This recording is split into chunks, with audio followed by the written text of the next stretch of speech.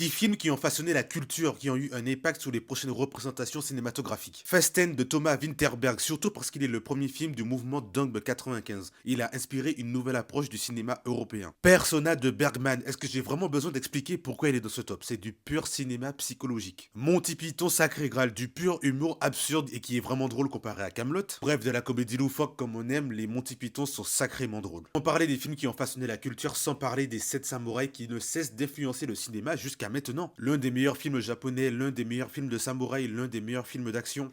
Le film il est trop bien. Cléo de 5 à 7 parce que ce film est génial, disons-le, un pilier de la nouvelle vague. Une narration en déambulation, ce qui était assez révolutionnaire pour l'époque. Un film qui montre l'instant présent, un film qu'on étudie encore dans les écoles, un film dont les cinéastes continuent de s'en inspirer. Et parce qu'Agnès Varda n'arrête pas de faire des bangers, Le Bonheur. Alors Le Bonheur, c'est un film qui m'a tellement dérangé quand je l'ai vu la première fois, et justement c'est ce que j'ai kiffé. Le film est filmé d'une douceur, avec de très belles couleurs, mais en fait c'est une critique du bonheur conjugal. Parce que le personnage fait quelque chose que la société considère comme immoral, mais en fait tout le monde s'en fout parce que tout le monde est content. Bon, je caricature un peu, mais je ferai sûrement une vidéo pour parler de ce film. Alors le film...